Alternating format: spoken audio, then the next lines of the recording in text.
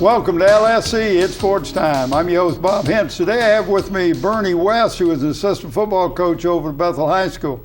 Welcome. Good to be here. You went back to your alma mater. Yes, I did. Back when you started, yeah. So we're going to talk a little bit about that, but you grew up in Hampton and didn't play any organized sports for a long time, but you played a lot of sandlot and against bigger guys and older guys. Yeah. Didn't play until I got in the 7th grade. 7th grade. Played at with the Aberdeen Colts then. Okay. I played for Coach Albert Moore, Howard Carey, Coach James Paul. Okay. But then now you're playing with guys your age. It's a little easier? Yeah, a little easier. But most of the guys had been there before, had a few years experience of playing, organized football. Right. And I was learning the field, Well, we'll talk a little bit, because that first year, you're on the Aberdeen, you guys won a state championship, but here you are playing on the line. Talk about who your center was. Well, if you remember Art Jones from Hampton that played basketball. Yeah, he about 6'7". Yeah, he was our offensive center. On my right side, my right tackle was Darrell Patterson, who ended up being a track star at Bethel. Left tackle was Jerry Holmes, who ended up being a pro football player. Defensive back in the pros, and the only other true lineman was myself and Floyd Howard. How about that? And you guys won the championship? We won the championship. We were undefeated in 71. How about that? They're playing out at Gosden Hope Park. Now, did you remember what kind of offenses you guys ran, or defense? I know we had 3 in the backfield. Okay. We normally had a 6-man line. I think we had a 4-man line at times too, because I remember us having 4 linebackers. Right. Now, did you play strictly offense, or did you play both sides? Now, I played offense the whole season until we got to the championship game. Reuben Turner, you remember Reuben Turner? I remember Reuben was a good linebacker. Yeah, he was one of our defensive tackles and got hurt in the game, and I replaced him in our championship game. Okay, because Reuben also played basketball. Right, he played basketball, and he and I came to Bethel at the same time, and we were the Rookie of the Year in our sophomore year. How about that? All right, now, but you played ball at Jeff Davis before you got to Bethel High School. Right, when I 8th grade year, I played for John Quillen. Okay. We had maybe like a 500 season, but we had a great time at practice. I learned a lot from him, and he was real hands-on. Right. Did that help you in your coaching, what he did? You picked up from other coaches? I picked up from everybody that I played for.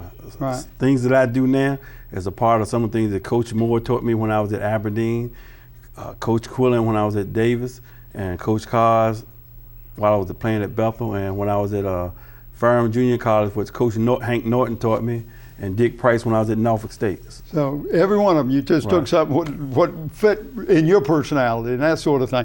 All right, now at Jeff Davis, you're playing with some guys that's going to go to, some of them going to Hampton, some going to Bethel. Right. Talk about that. Did you guys talk about that together when you were? Not really, but when we got to the high school level, it was like just a competition, a good competition. And you wanted to play your best against Hampton and your buddies over there. So after the game, you can get together and you can talk about it and laugh about it. Win, lose, or draw. We had a good time out there. It was very competitive. And even till today, when we see each other, we talk about how things were when we were playing in high school. How Darling Stadium used to be packed for that last game of the season against Hampton. Yeah, always packed that last game of the season. Because going back in 1980, the very first time we did a ball game, televised a ball game, it was Hampton and Bethel. Mm-hmm. The winner was going to the state playoffs. It didn't have the system they have now. And the following year, it's Hampton and Bethel again. Yeah. Comes the last game of the season, and it's packed. You're right. The stadium is packed. Now, talk a little bit about, because you get over to Bethel as a sophomore, and you guys go 13-1, win the state championship. Yeah, that was unbelievable, really. The seniors that were there, like Mike Dunn, Bruce Elliott, Baron Richards, Derwin Tucker, those guys set the pace for us. They showed us how to come into that school, play for Coach Cars, and be successful. And Coach Cars had a real powerful hold on people. He was very fiery, very you don't want to say committed, but he was to the point that was, you knew what he wanted. Right. And then we had Coach Brown, Coach Charlie Brown, who was there kind of when you got discouraged, he kind of pat you on the back. And see, a lot of people don't realize how much Charlie Brown meant to those guys. Oh, yeah. Because Kyles would be in your face, and Charlie would build you back up, get you back out there. And he would be in your face too. Yeah. But he was a big part of that coaching staff and helping us get to where we were going. And you got Sam Butler was another one. Sam Butler was another one. Skip Bouchard, he had his running backs and defensive backs, and that team in '74 was more like a family. And as we came in as sophomores, we were like the little brothers to the juniors and seniors. Well, so you were looking up to these guys. Yeah, and they really set the pace to teach you how to be a leader, how to play Bethel football. Right. Playing for Bethel was something I want to do ever since Bethel was built in '69. I remember going to those games. Myself and Jerry Holmes go to those games. We watched those guys play, and then eventually we got around to where we were out there on that field playing for Bethel. It's a lot of people don't understand that, but as a youngster and you're going to school, you just can't wait to get that uniform on. You're right. I mean, something about that, to me, was something about that green and gold. Right. And I remember as a young guy, my parents wanted to move out the area, and I begged them not to. I didn't want to go play for nobody but Bethel. That's who you wanted to go to. Now, talk a little bit. You guys lost one game. You remember who you lost to? Tab. Tab. Yes, I remember that. That was homecoming game. Right. In fact, we had about 7 starters who got benched because of the curfew for not being in on time. And guys didn't play any favorites, did they? No. If you was top on the team, you had to do the same thing the low man on the totem pole had to do. Right. So. But then you go into the play. You go up. Was it Woodbridge? We went to Norfolk first and played. I think we played ODU against Kellum. Right. Played Jeb Stewart. Played Woodbridge. Woodbridge was, and I remember going to that game, and it was like, oh man, Bethel's going to lose. They turned the ball over right at the beginning, almost end of the game. Well, on paper, we should have lost, based on the size and what they had on their team, and they had this guy named Russell Davis who averaged about could run that ball. 12 yards a carry. They were supposed to beat us, but there's something about your heart. Yeah. They can change that whole tide. And I think we had more heart than they did. But you guys got a turnover right at the end, almost the end of the ball game.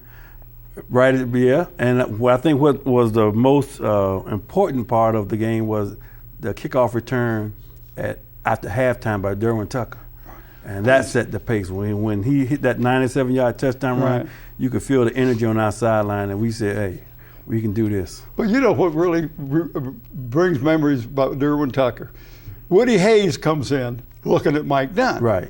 And Derwin goes up to him and says, well, I ran a 97-yard touchdown. And he ended up going to Illinois, playing against Woody Hayes. I said, well, good for you, Derwin. Yeah. But that was you guys just really brought together the camaraderie and the brothership at Bethel High School. Yeah, because see, most of the time, the guys that we had there then were all from pretty much the same neighborhood. You guys coming from Aberdeen. Aberdeen and the section of Granger Court and Prestige Park and off Big Bethel Road. We all knew each other or knew of each other. Right. And so it was like you coming into a big family and coming closer together. Okay, and then you win a state championship in your sophomore year. I mean, the pressure's on you after that. And you guys did all right, just didn't win another state championship. But we won the next one in '76. '76. My senior year. Your senior year. Yeah, And who was your quarterback? Mike Tyndall and Arthur Armstead. Right, because you run them both. Right. And we had a backfield that was unbelievable with Benji Johnson, Eric Brown, Michael Clark, James Gale. And James Gale ended up going to Ohio State. He went to Ohio Brown State. went to UCLA. Clark, he went to Shawan College, and then after he finished at Shawan, he went into the Air Force where he retired from. And actually, now he's coaching with me at Bethel JV. Oh, is that right? Right. He helped me the last 3 years when our 3 years undefeated.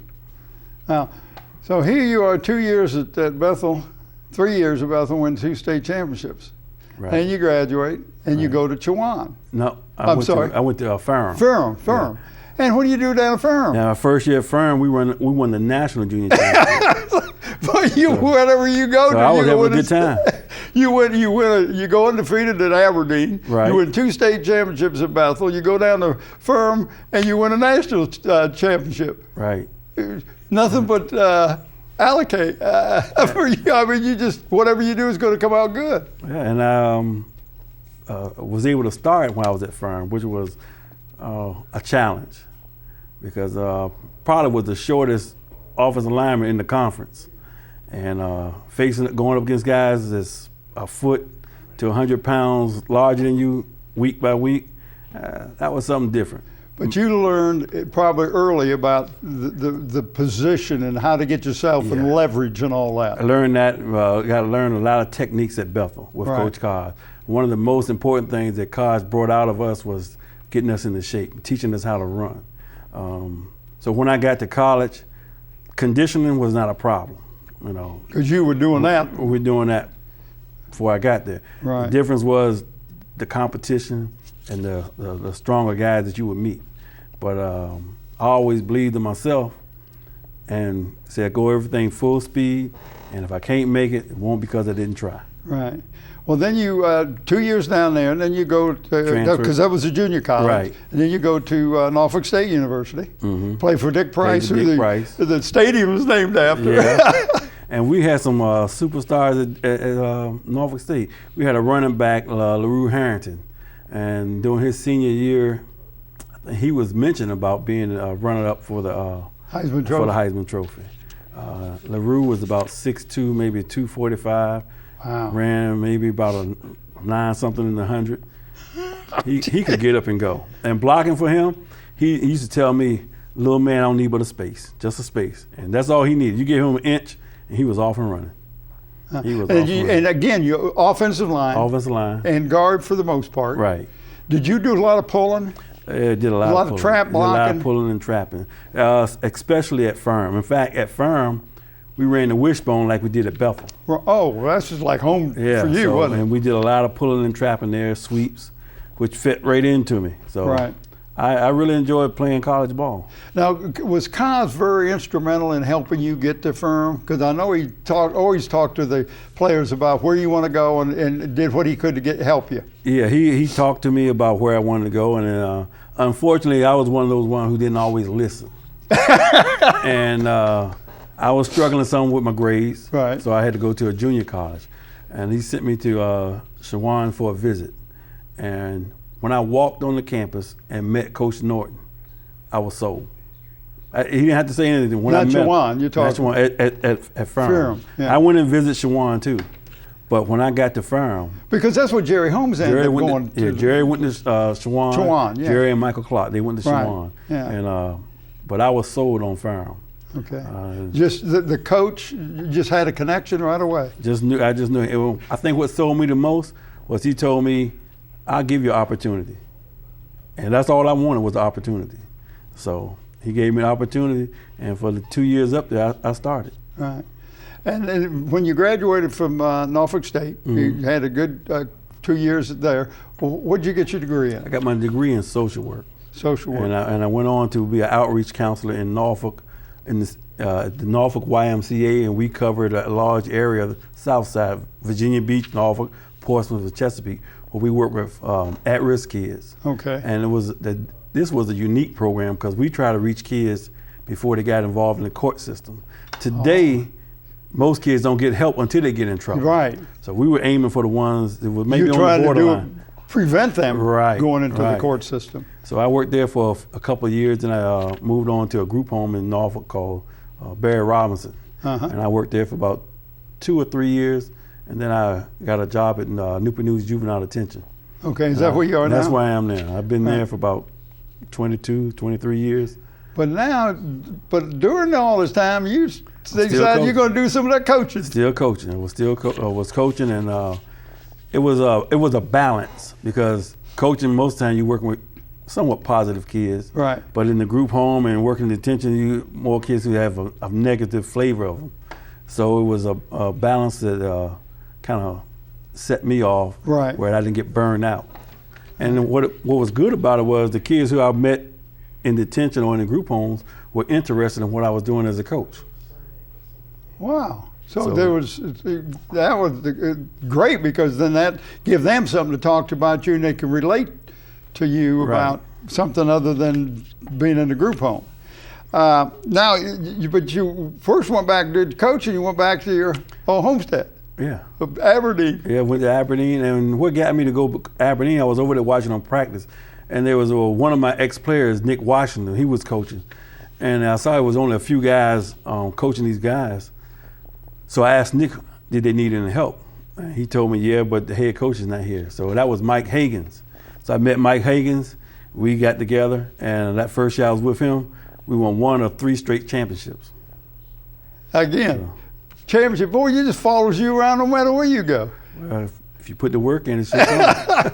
And with Kozlowski, that was one thing I liked about Koz, is he says opportunity comes because of preparation. That's right. You have prepared for that time when it came. Right. And that's what when I talk to the kids, I tell them that I learned a lot in football from our coaches, listen to them talk to other players. Right. Talking to quarterbacks and listen to them. And now, not knowing that I would be coaching when I was listening, but things I heard them say to quarterbacks, I can say to a quarterback now, or to a running back, or to a linebacker, a position that I didn't play, I picked up on just by listening. And I tell them that that's what you do in the classroom.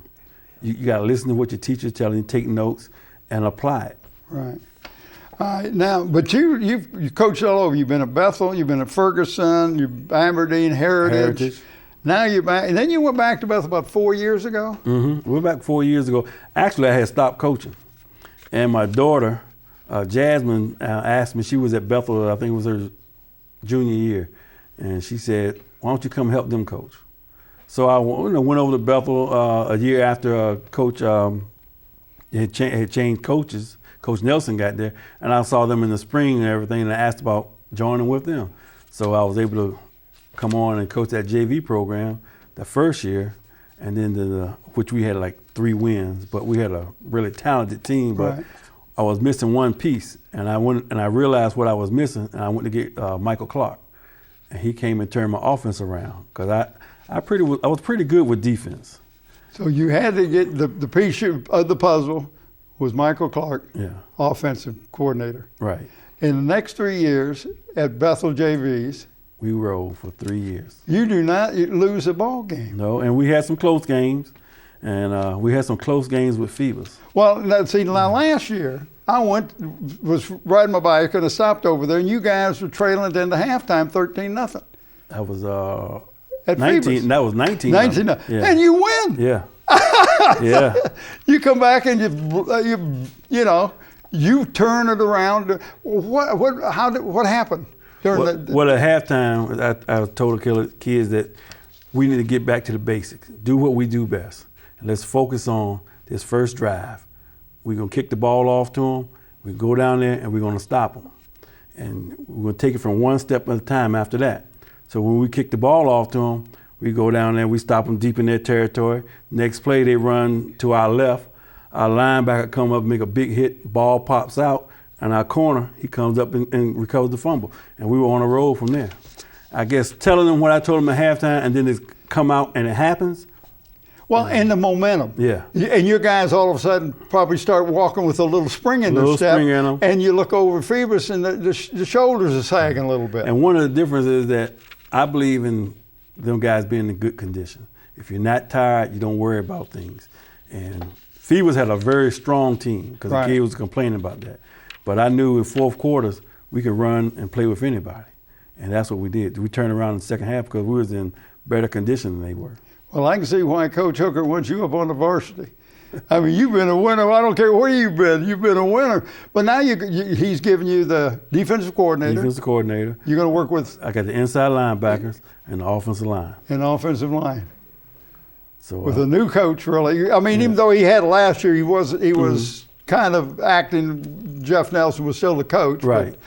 But, so you got to be excited about this year. Yeah, I am excited because now I'm reunited with 3 groups that I had to win my undefeated season.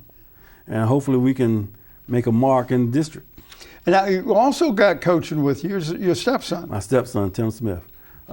He came home last summer because my wife was sick, and he came home, and after she had her surgery, he decided he was going to stay in the area.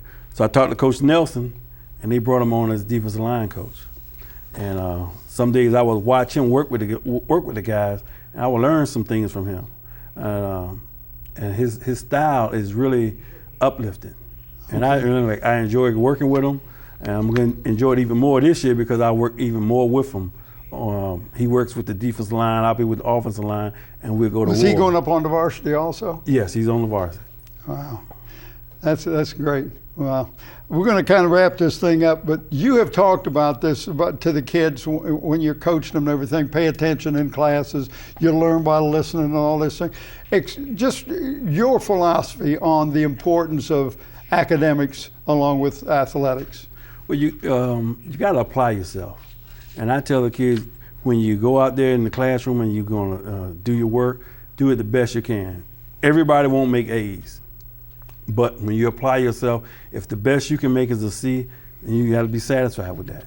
And if you're not satisfied with it, then you keep on working and try yourself, push yourself harder. Right. But you got to stay focused and you got to try. You can't settle for just anything. If you're an A student and you're making C's, then you're not applying yourself.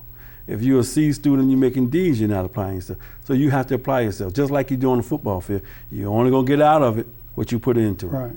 And my father used to tell me all the time, you can do anything you want to do if you put your mind to it. Appreciate you coming in. Okay. I want to thank you for tuning in to LSC and Sports Time. I want to thank my special guest, Bernie West.